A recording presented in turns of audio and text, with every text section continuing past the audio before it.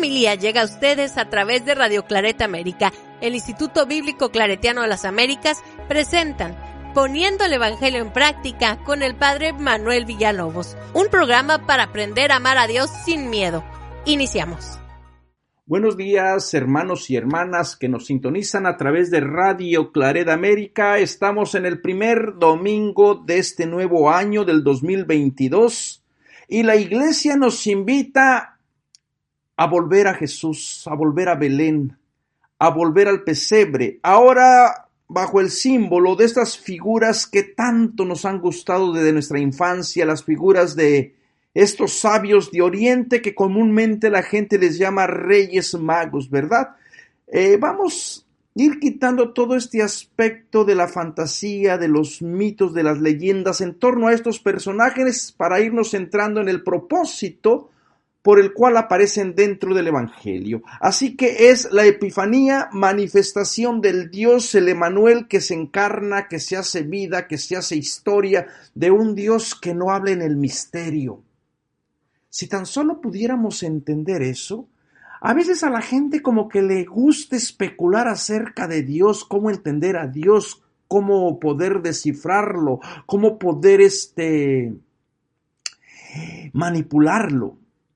Pero en la Biblia Dios mismo se da a conocer y a veces se da a conocer de una manera tierna, sensible, vulnerable, como en la figura del Emanuel, del Dios que se queda con la comunidad, el Dios con nosotros, ¿verdad?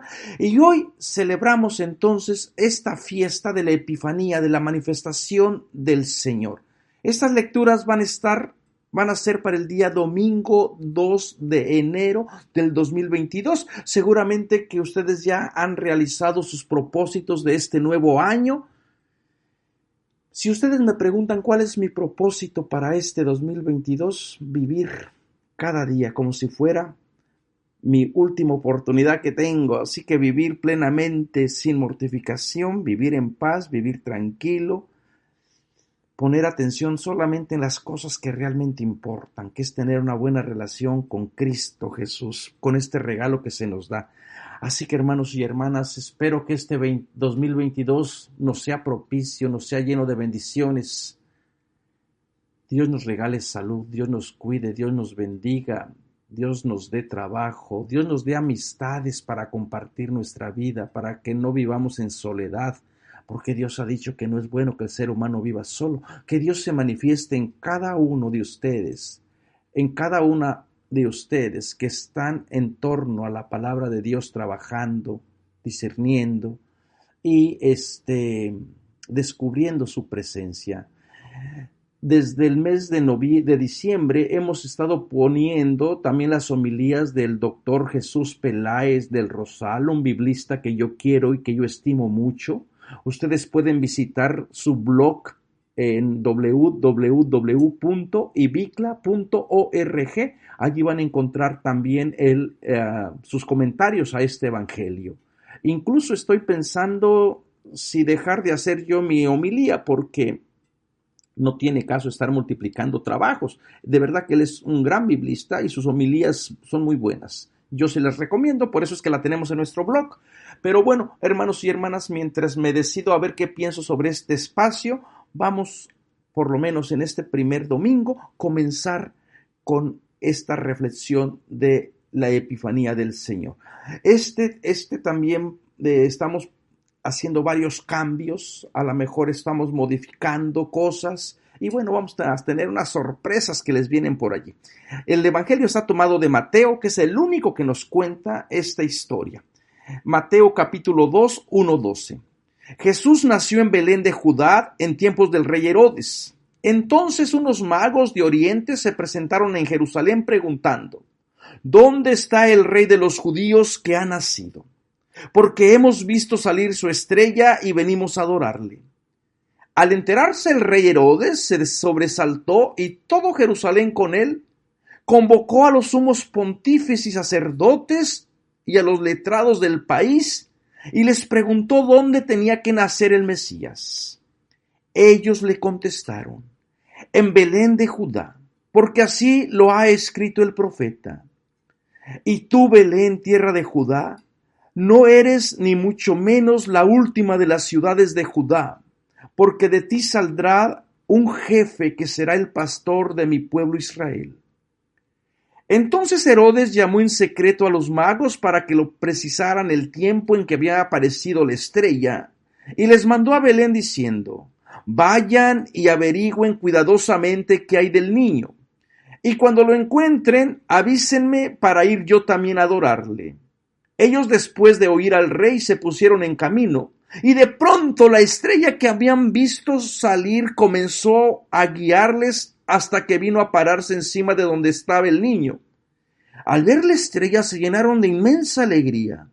Entraron en la casa, vieron al niño con María, su madre, y cayendo de rodillas lo adoraron. Después abrieron sus cofres, le ofrecieron regalos, oro, incienso y mirra. Y habiendo recibido en sueños un oráculo para que no volvieran a Herodes, se marcharon a sus tierras por otro camino. Palabra de Dios. Hermanos y hermanas, esta historia está llena de matices legendarios. A veces la gente se espanta cuando uno les cuenta o les comparte que las cosas en los evangelios no sucedieron como están escritas, que hay géneros literarios, y los géneros literarios, aquí especialmente el género del héroe, todos los héroes tienen que nacer de una manera extraordinaria. Todos los héroes tienen que hay prodigios cuando nace el héroe. Esta historia, que se llama de la infancia narrativa, es única y exclusivamente de Mateo, y a Mateo le interesa que la salvación que se brinda sea una salvación para todos y para todas. Así como Jesús está cercano al leproso, al que tiene hambre, a la persona sin tierra, Mateo también ve la posibilidad de abrir sus fronteras a las personas que no forman parte del pueblo de Israel. Recordemos que este evangelio se escribe en el año 80, ya la segunda generación de cristianos les está costando trabajo cómo abrazar a los extraños, a los lejanos. Y bueno, esta comunidad introduce este episodio para decir, esto está en el plan de Dios, que al plan de Dios todo mundo puede experimentar su salvación, ¿no? Y bueno, cuando uno se pone a meditar y a reflexionar sobre este aspecto, si esta es la intención de Mateo, de ofrecer salvación universal a todo mundo, a los cercanos y a los lejanos, entonces, ¿existieron realmente estos personajes o fue una creación literaria? Históricamente es muy difícil de probar, y más bien son personajes con una creación literaria para dar a entender un mensaje. Y esto no quiere decir que el evangelio no sirva o que nos engañó. Esto quiere decir simplemente que el autor nos invita a entender y a buscar sus pistas de interpretación por otros lados, ¿no? Entonces, lo primero que tenemos que tener en cuenta que estos capítulos de la infancia narrativa se añadieron por dos motivos. Primero, porque Mateo, una vez compuesto su evangelio, que es una suerte de biografía de Jesús, cayó en la cuenta de que le faltaba una parte principal al nacimiento y a la infancia del héroe. Jesús, en este caso, había que completar la biografía. Ustedes pueden seguir, hace creo un año, más de un año, yo creo 2 años, yo di una conferencia titulada sobre la salvación la salvación de Jesús se ofrece a todos y a todas, los sabios y las mujeres en la genealogía de Jesús. Entonces, por allí ustedes pueden buscarla en nuestro canal de YouTube, ¿no? Entonces, esta historia se inserta después para entender la idea de cómo Jesús, el héroe del evangelio, también tiene que tener un nacimiento extraordinario, para indicar que, como otros grandes personajes de la antigüedad, Jesús tuvo también una infancia prodigiosa que indicaba ya que era de algo muy importante, ¿no? Entonces, lo primero que hay que ir desmenuzando este evangelio. En tiempos dice que nació en Belén, inmediatamente a la gente de la comunidad de Mateo va a asociar Belén con la historia del rey David. Porque según la profecía, según los profetas, el futuro rey que aparezca legitimado por Dios tiene que venir de la casa davídica. Lamentablemente, la gente idealizó bastante al rey David y todo lo que se tenía o lo que se decía de David prácticamente era como lo mejor, ¿no? Entonces el futuro Mesías tenía que venir y qué mejor manera que conectar a Belén con Jesús, por esta razón. Y tiene un fin más bien teológico. Este fin teológico es el que tenemos que tener en cuenta a la hora de ir desmenuzando este evangelio, ¿no? Dicen que en tiempos ya el Flavio Josefo, en tiempos del rey Herodes, recuerden que la dinastía de Herodes, el padre Herodes el Grande, tiene toda una historia dentro del pueblo de Israel, un rey que no es muy bien aceptado porque según unos no era judío legítimo, ¿verdad? Pero probablemente cuando nació Jesús, Herodes el Grande con toda certeza ya había muerto. Flavio Josefo, este historiador de que les he hablado en alguna ocasión, fija la muerte de Herodes antes del eclipse de la luna, en una Pascua en el año 4 antes de Cristo. Así que probablemente ya Herodes, pero la figura se quedó allí porque fue un personaje de verdad cruel, mató a sus hijos, mató a su esposa. Bueno, ¿qué no hizo Herodes? Bueno, también era un visionario, ¿verdad? Para andar construyendo edificios, para granjearse el favor de Roma. Entonces este personaje se quedó en la mente como un personaje malo, así como la figura de un faraón que otra vez atenta con matar al pueblo de Israel, simbolizado en la muerte que le va a dar a los niños, ¿verdad? Estos sabios, ¿son sabios o son magos? La gente, si ustedes le preguntan a la gente común y corriente, inmediatamente van a decir que son magos, pero la gente, el texto bíblico nos dice que son sabios. Entonces, y los sabios en la antigüedad no tenían buena reputación. ¿Por qué? Porque estaban asociados con la mentira, con la hipocresía, según Filón de Alejandría, los sabios eran charlatanes y embabucadores. Y esto por parte de los judíos, y además estaban asociados con las leyes, al no poder cumplir como impuros, ¿no? Por practicar este tipo de magia o superstición. La magia está prohibida en Israel. No habrá hechiceros entre la tierra de Israel, dice el Deuteronomio, ¿no? Entonces, no tenían esta buena reputación. ¿Y por qué Mateo los va a incluir? Ahorita vamos a ir tratando de desmenuzar esta idea. Pero también desde el punto de vista de los romanos, tampoco los magos tienen buena reputación. Según Suetonio, el emperador Tiberio desterró a los astrólogos de Roma alrededor del año 19 después de Cristo. Ahora bien, ¿por qué Mateo incluye a estas personas que no tienen buena reputación dentro de su historia? Porque es precisamente el mensaje que nos está tratando de decir. Dentro de la biografía de Jesús o del héroe que es Jesús, va a haber un espacio de salvación para todo mundo, para gente lejana, para gente impura, para gente excluida, y por eso los pone al inicio, ¿verdad? Tan ni siquiera nace Jesús, tan ni siquiera habla Jesús, tan ni siquiera camina Jesús, y ya está causando miedo entre los poderosos. Dice que el evangelio que Herodes se llenó de miedo, se consternó y con ella toda Jerusalén. El miedo de Herodes va a ser el motivo de alegría de la gente que se siente excluida. A la gente que está en el poder, a la gente que quiere las cosas tal y como están, donde hay pobres, donde hay excluidos, donde hay migrantes, donde hay extranjeros, no les convienen los cambios. Pero en cambio, desde el punto de vista de las otras personas, el nacimiento de Jesús tiene que ser celebrado como la buena noticia. Una buena noticia que quiere que todos y todas experimenten esta salvación. ¿Ustedes creen que estas sean en realidad buenas noticias?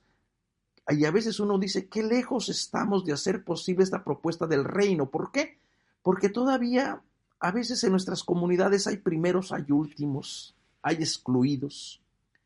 Entonces, ¿quiénes serían estas personas sabias? Según Filón de Alejandría, este filósofo judío que vivió en Alejandría, muy culto, contemporáneo casi de Jesús y de Flavio Josefo, decía que los magos serían hombres respetables, sacerdotes del zoroastrismo, la religión de Irán y de Persia, hombres religiosos y científicos que se dedicaban a estudiar la astronomía y su repercusión en la vida de los hombres, la astrología en el buen sentido. La gente estaba obsesionado con la ciencia, con las estrellas, y ellos creían que cuando la persona nacía, todas nacían bajo una estrella. Y si algo sucedía en el firmamento, o la estrella alumbraba más, o pasaba un cometa, era como un presagio para decir, va a tener buena fortuna, o no le va a ir muy bien en la vida. Hay una canción española que a mí me encanta mucho, que dice que el día que nací yo, ¿qué planeta reinaría? Por donde quiera que voy, qué mala estrella me guía. Bueno, esa es para decir, algo sucede también hasta en nuestra cultura popular, que creemos que hay influencia entre las estrellas y nuestro destino, ¿no? Bueno, para que no se sientan mal mis paisanos de México y especialmente de Guanajuato, San José Alfredo Jiménez, el compositor del Rey, también tiene una canción que dice que nació bajo una mala estrella. Entonces, como que las estrellas siempre tienen estas conexiones, pero en la antigüedad las personas que se dedicaban a la astrología eran personas serias, personas que trataban de ver mezclada la ciencia un poco, también con la influencia que tenían los astros en las personas, especialmente la luna. La luna ejerce un efecto en la persona, en la Tierra. Bueno, hay personas que se vuelven lunáticas, por eso era una de las cosas que la bendición de Dios, que no te haga el sol daño de día ni la luna de noche, porque te puede dar una insolación o te puedes volver lunático. Dios controla tu entrada, Dios controla tu salida, Dios contigo, Dios enfrente, Dios atrás, Dios en todos lados. Esta es una idea preciosa que deberíamos de volver a celebrar. Dios que nos va guiando, que nos va cuidando. Entonces, estos sabios serían gente importante, gente respetada. Desde el punto de vista judío, sin embargo, serían gente que se dedicaba un poquito a la magia y estarían un poquito vistos con sospecha. Para algunos, los magos eran judíos babilónicos entregados a la magia negra y a la adoración de las estrellas, pero que ahora entregan los instrumentos de sus negocios en adoración a Jesús. En los papiros mágicos griegos se menciona el incienso y la mirra como parte de los rituales de encantamientos. Esto se ha conservado mucho, ¿verdad? Fórmulas para hacer amarres, dice aquí la gente, encantamientos, amuletos. Entonces, hay estas creencias que probablemente estos magos, estos sabios estaban en relación con la magia negra y que ahora, al ver la estrella del héroe de Jesús, pues han cambiado de fidelidad, han cambiado de Dios y se han entregado al Señor, al dador de vida. Yo creo que esta es una interpretación muy bonita. El acercamiento o el encuentro con Jesús o el nacimiento de Jesús no debería de dejar a nadie igual. Todo el mundo tenemos que hacer nuevas prioridades, nuevas relaciones, ser más amables, dejar a un lado. A lo mejor nosotros no tenemos que dejar la magia negra, pero sí podemos dejar la mentira, la hipocresía, los enredos, los abusos, las manipulaciones, tantas cosas que nos perturban nuestra alma, que nos contaminan, que no nos dejan ser feliz. ¿Qué le podemos ofrecer a este infante hoy en esta Navidad, hoy en este día que se manifiesta, que está enfrente de ti, que te dice, aquí estoy, mírame? contémplame, pero deja a un lado aquello que te puede separar. Por la descripción de Mateo en nuestra historia, hay que considerar a los magos como sabios que se dedicaban a la ciencia de los astros y a la derivación religiosa de ella. Entonces no serían gente mala. Dice que vienen de Oriente, sí, pero ¿de dónde? ¿De qué parte de Oriente? ¿Será de Persia? Porque en Persia Zoroastro predijo la venida de Jesús, según una tradición. Otros creen que vienen de Babilonia. En Babilonia hay un gran interés por la astronomía y la astrología. Otros finalmente creen que vienen de Arabia. Y estos basan su afirmación en los regalos que traen los magos, oro, incienso y mirra. Se ha pensado que estos magos procedían de Arabia. Oro, incienso son los regalos que según Isaías en el capítulo 60, versículo 6 y el Salmo 72, 15, van a traer los pueblos de Oriente a Jerusalén en tiempos mesiánicos como regalo al rey y alabanza al Dios de Israel, desde Madián y Saba, regiones ambas situadas en Arabia, del noroeste y suroeste respectivamente. Entonces, basado en los regalos, en el incienso, el oro y la mirra, y reinterpretando a Isaías y al salmista, la gente cree que venían de Arabia. El oriente es también símbolo en general, y decían que de oriente viene la luz. Del oriente viene la luz que dice el dicho que atribuye a la venida de un Salvador, precisamente desde la región donde sale el sol. Así que con toda esta simbología, Mateo como que logra juntarla, unirla para decir, del mítico oriente viene la luz. Y así como Lucas había dicho que Jesús era el sol que nace de lo alto, Mateo también no se va a quedar atrás en la descripción de presentar esta imagen de decir, los reyes de Oriente vienen a servirle, ¿no? Vienen a traer, a buscar la luz. Y la estrella, como ya les había dicho, tiene un simbolismo de dar a conocer que este personaje va a ser importante. Virgilio, este poeta romano, en su Eneida, cuenta que una estrella guió a Eneas al lugar donde debería de fundarse Roma.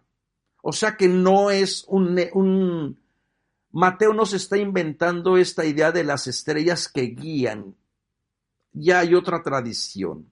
Josefo habla de una estrella que se detuvo sobre Jerusalén y de un cometa que se mantuvo durante un año cuando cayó la ciudad, y dice, fíjense lo que dice Flavio Josefo, Dios cuida a los hombres y por medio de toda clase de señales premonitorias muestra a sus pueblos el camino de salvación. La estrella asociada a nacimientos extraordinarios le encontramos también, por ejemplo, en el nacimiento de Alejandro Magno, de Julio César. Entonces, esta imagen de una estrella que guía, de una estrella que se detiene y de una estrella que anuncia nacimientos, pues tendríamos que verla o entenderla en relación a la figura de este héroe que ahora es Jesús. Y hay varias hipótesis sobre la estrella. Una gente va a creer que en el nacimiento de Jesús apareció una supernova que coincidió con el nacimiento de Jesús. Es una estrella gigantesca, mucho mayor que el Sol, que hace millones de años explotó al final de su existencia y produjo una luz inmensa que tras miles de años de viajes vemos nosotros en nuestros días. Porque hay una gran curiosidad de toda la gente de verdad de examinar la palabra de Dios desde el punto de vista científico. Entonces una gente se explica que probablemente esta estrella a que hace mención el Evangelio sea una supernova que explotó hace millones de años. Ignacio de Antioquía, un padre de la iglesia, fíjense en un comentario que hace a la carta de los Efesios, dice: brilló una estrella en el cielo más que ninguna otra. Su luz superaba toda descripción y su novedad causó extrañeza. Todas las demás, con el sol y la luna, se reunieron alrededor de esa estrella, pero era muy superior a todas en luz. Esta fue la explicación de la estrella de Belén del famoso astrónomo Kepler en el siglo XVI, pero la teoría tiene el inconveniente de que no hay registro alguno en la antigüedad que indique fenómenos semejantes, por la que se pueda comprobar que efectivamente en el nacimiento de Jesús hubo una supernova. Y otros también van a afirmar que fuera un cometa. Según los registros chinos que se conservan hasta hoy en día, el cometa Halley fue visible en la Tierra en el año 12 y 11 a.C. más o menos. Y el gran biblista norteamericano, que yo tuve la oportunidad de tomar clases con él, un biblista excepcional y bueno, maestro mío que yo lo respeto y lo quiero mucho, Raymond Brown opina que es posible que la aparición del cometa Halley en el año 12 a.C. y la venida de embajadores extranjeros 2 años más tarde a la corte del rey Herodes para felicitarle por la conclusión del gran puerto artificial de Cesarea Marítima y la remodelación de la ciudad fueron combinados por los cristianos anteriores a Mateo en la historia de la estrella de los magos. Mateo no hizo más que recoger y dar forma a una leyenda popular cristiana. Es decir, este maestro mío, Raymond Brown, afirmaba en sus clases que probablemente apareció este cometa en el año 11 y coincidió con la llegada de gente de Oriente, gente importante de Oriente para felicitar al rey Herodes, porque Herodes, una de las cosas que hizo y que hay que reconocerle fue que construyó bastantes edificios. Bueno, construyó toda Cesarea Marítima en honor del César, Masada, el templo, embelleció al pueblo de Israel. Entonces, si estaba en la memoria que una gente importante, visires de Oriente vinieron, emisarios de Oriente vinieron a felicitar a Herodes por sus hazañas y apareció esta estrella, entonces Raymond Brown cree que los cristianos solamente juntaron estos elementos para decir, esto fue en tiempo de Jesús. Otros más van a decir que es una conjunción de las órbitas de Júpiter y Saturno, que sucede cada 30 años junto a la de Marte. Y la unión de las tres acaece cada 257 años. Este fenómeno se menciona en textos astronómicos tan antiguos como en textos cuneiformes sumerios acadios del segundo milenio antes de Cristo. Se han hecho cálculos y se supone que tal conjunción se dio precisamente en el año 7 antes de Cristo y que esta pudo haber sido la estrella que guió a los magos a los sabios hacia Jesús. Cuando uno trata de especular todas las posibles hipótesis desde el punto de vista científico, pues nos van a crear más problemas, más duda. Tenemos que aceptar que estamos ante un evento teológico, donde al autor le importa transmitir un mensaje independientemente de los elementos o del embellecimiento que se haga del relato. ¿Y cuál es aquí el mensaje? Los que estaban fuera, los excluidos, los impuros, los lejanos, vienen y se insertan al cristianismo, vienen a rendirle homenaje a este nuevo Dios. Dice que vienen a rendir homenaje, el verbo proskinein designa la acción de reconocer a un ser humano como alguien especial.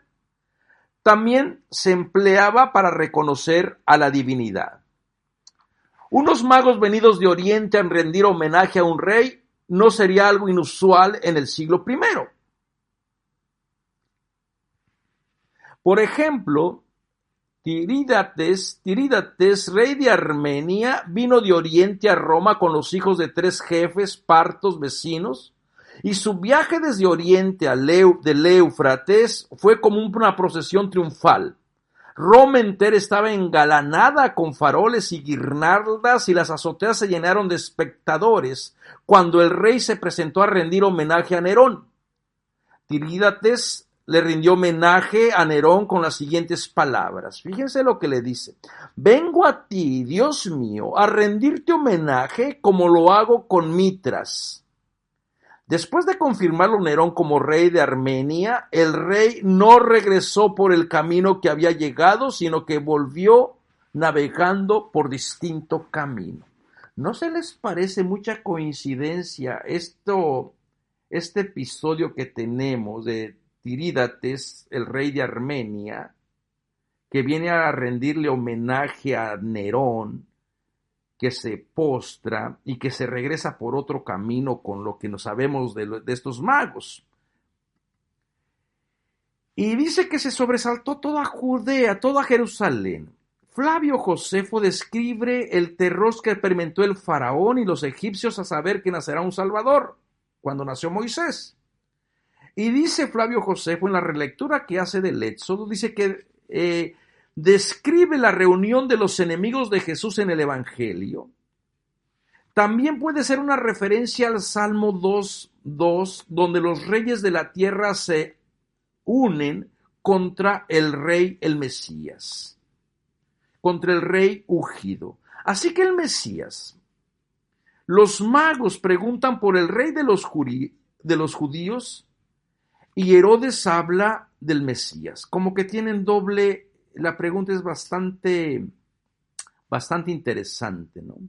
Y los regalos, como ya les había dicho, de Isaías 6:6, fíjense lo que dice 6:6 Isaías. Te inundará una multitud de camellos, de dromedarios de Madián y de Efá, vienen todos de Saba, trayéndote incienso y lloro. Y ante esto, uno se tiene que preguntar, ¿es histórico el relato de los sabios de Oriente o es parte del género literario? Y para poder ser honestos, tenemos que primero que entender que es muy difícil tomarlo como un evento histórico. Una estrella, primeramente, que salió por Oriente, apareció sobre Jerusalén, que giró al sur hacia Belén, donde se detuvo sobre una casa, habría constituido un fenómeno celeste sin paralelo en la historia astronómica. Sin embargo, no la registraron las crónicas de entonces. Una estrella que ande como loca de un lado para otro y que la gente se quede así como si nada hubiese pasado, da mucho que pensar. La narración del modo como Herodes reunió amigablemente a los sumos sacerdotes y escribas parece ignorar la encarnizada oposición que existía entre el rey y los sacerdotes y que el Sanedrín no estaba a su disposición. Históricamente sabemos que los sacerdotes y el Sanedrín se opusieron tenazmente a Herodes porque no lo consideraban judío netamente 100% de sangre pura. El suspicaz Herodes no hace ningún intento por seguir a los magos en su viaje de 8 kilómetros desde Jerusalén a Belén. También entra uno así como que, si mató a sus hijos, mató a todo mundo porque tenía miedo de que le quitaran el trono, y de pronto viene gente extranjera, al contrario, les da cartas abiertas, como que no cuadra dentro de lo histórico, ¿verdad? El asesinato de todos los niños de 2 años para abajo, la matanza de los inocentes, que va a ser lo que sigue en el próximo, lo que está en el contexto de este evangelio que hemos leído, no se menciona en el detallado relato que hace el historiador Flavio Josefo de los horrores del reinado de Herodes. Si eso hubiese sido cierto, si la matanza de los niños de 2 años para abajo hubiese sido histórico, seguramente que Flavio Josefo lo hubiese narrado. El relato de los magos es inconciliable con el Evangelio de Lucas, aunque en el capítulo 2 del Evangelio de Lucas dice que Jesús nació en Belén, no menciona la intervención de Herodes junto con los sacerdotes y escribas, ni la matanza de los inocentes, ni la huida a Egipto. También hay conflicto con otras narraciones evangélicas del ministerio de Jesús. La afirmación de que Jerusalén entera se asustó por el nacimiento del rey de los judíos y de que muchos se enteraron de que el Mesías había nacido en Belén, Herodes, los sumos sacerdotes, escribas, la gente de Belén misma, no concuerda con los relatos evangélicos del ministerio público. Cuando ustedes lean todo el Evangelio de Marcos, especialmente pongan atención en Marcos 3:21, 6:2-3. No concuerdan, hay discrepancias históricas.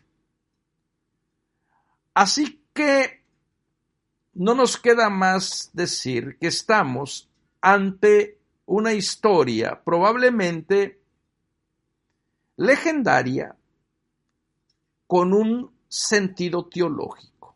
Y como les he estado tratando de explicar, el sentido teológico es de que en el nacimiento de Jesús todos y todas experimentan salvación. Ya no hay pueblo que se va a privilegiar sobre otro pueblo. Ya no hay gente de pura sangre. Ahora en Cristo Jesús todos llegan a ser familia. Con el nacimiento de Cristo Jesús, en esta manifestación, Dios demuestra su amor por la humanidad.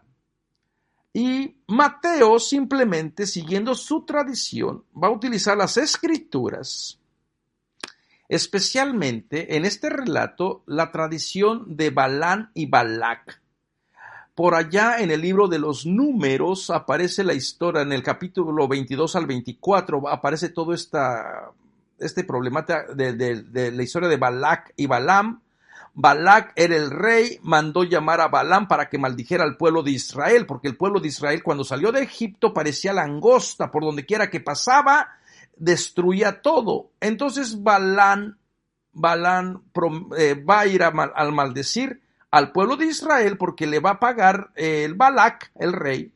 Pero en la noche Balaam tiene un sueño, Dios se le presenta y le dice, no te metas con ese pueblo, porque ese pueblo está bajo mi protección. Bueno, después parece ser que cambia Dios de parecer, le concede a Balaam que vaya a maldecir al pueblo de Israel y toma la burra. ¿Se acuerdan de ese episodio de la burra? Y la burra ve a dos ángeles y la burra se quiere ir de un lado para otro. Balaam se irrita, la quiere matar y la burra comienza a hablar. Bueno, todo esto es una leyenda. Las burras no hablan, las serpientes no hablan.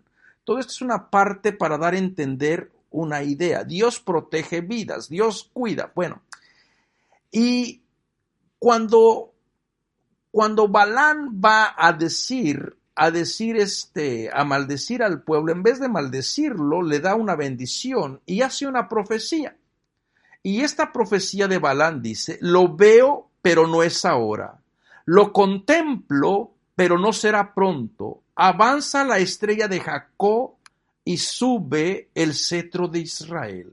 Menciona la estrella de Jacob con el cetro de Israel para ponerlo a Israel en el lugar de la cumbre, de la gloria.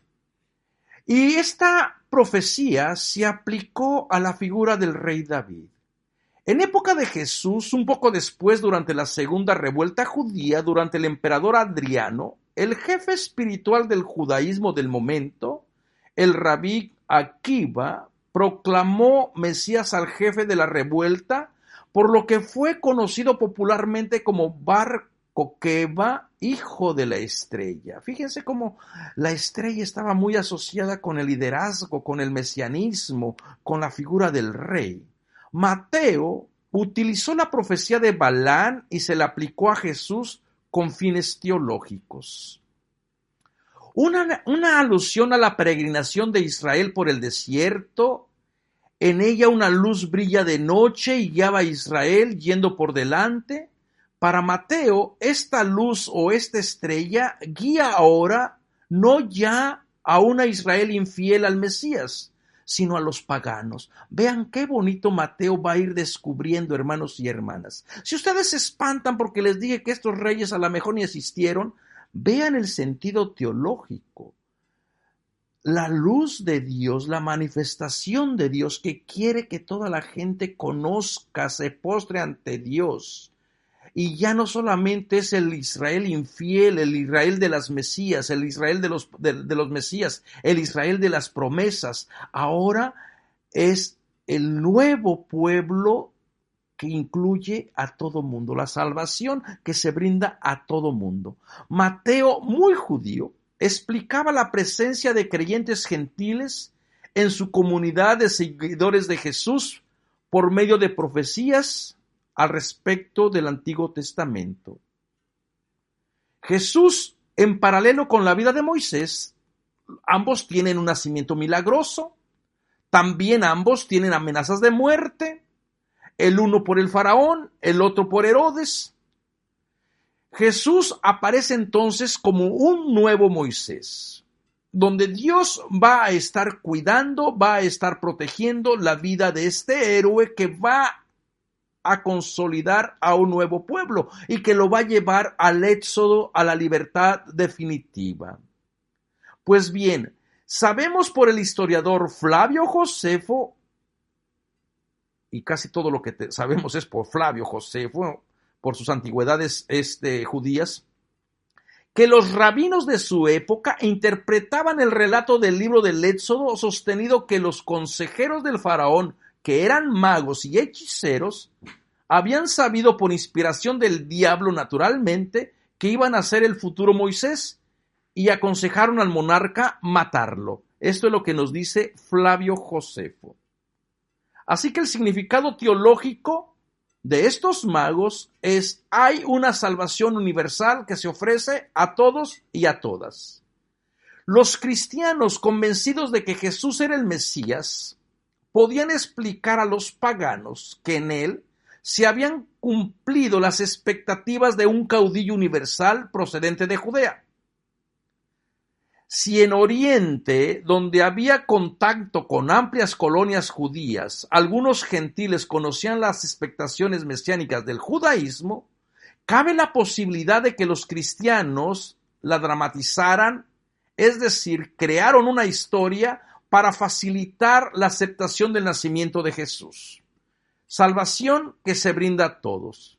Mensaje teológico, nos preguntamos hoy. ¿Qué nos quiere decir o qué nos quiere transmitir este evangelio a sus lectores?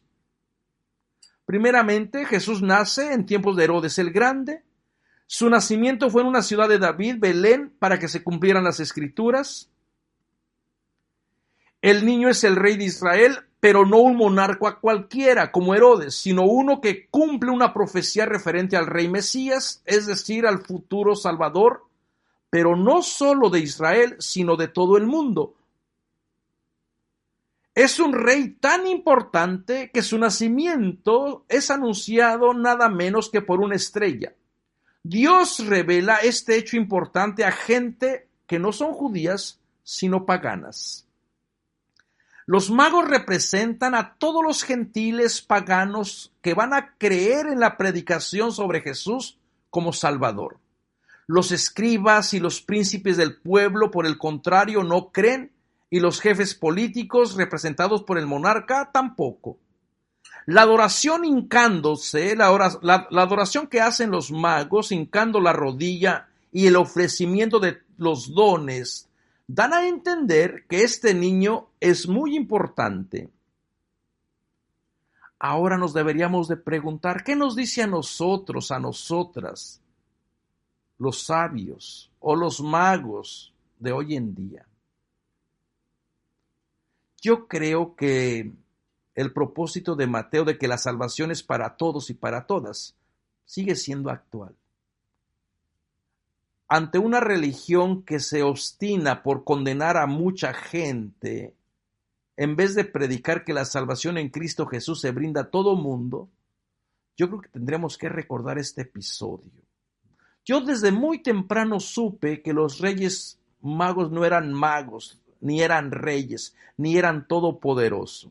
En México hay una tradición del día 5 en la noche poner tu zapato enfrente de tu casa o en el cuarto, y los Reyes Magos vienen de Oriente y te van a traer tu regalito, porque te portaste bien todo el año. Yo siempre me portaba bien, puse mi zapato y nunca me trajeron nada. Y la última vez que puse mi zapato, el perro me lo mordió, lo destruyó, y lo que recibí fue un gran regaño de mi padre. Y en cambio me preguntaba por qué a la otra niña, a la Marisela, que tenía la muñequita Lili Ledi, la que llora y la que mueve sus manitas, que era una perversa, arrogante, prepotente, a ella sí le traían los magos. ¿Será acaso que estos magos tienen predilección? Por eso esos magos, este tipo de lecturas no pueden interpretar a los magos del Evangelio, porque en los magos del Evangelio, hermanos y hermanas, la salvación se brinda a todos. No porque te lo merezcas, no porque eres bueno, no porque cumples la ley, no porque tienes los sacramentos, porque la salvación depende de Dios. Su estrella que ilumina depende de Dios, que es luz. Así que, hermano y hermana, te invito a que en este domingo, en silencio de tu corazón, te postres nuevamente al Dios verdadero. Experimentes su salvación aquí y ahora, no cuando te mueras, no cuando en el otro mundo. Esta salvación tiene que hacer vida, se tiene que encarnar en tu historia y tiene que darte la buena noticia. Muchas gracias por sintonizarnos, y recuerden que este pensamiento de esta reflexión la tomé de una conferencia que hace tiempo dicté, que se llamaba La salvación de Jesús se ofrece a todos y a todas. Si ustedes quieren ir y saber más sobre esta idea, ustedes pueden saber cómo es que los magos llegaron a Colonia, en Alemania, porque ahí los tienen allí las reliquias. Bueno, vayan a nuestro canal.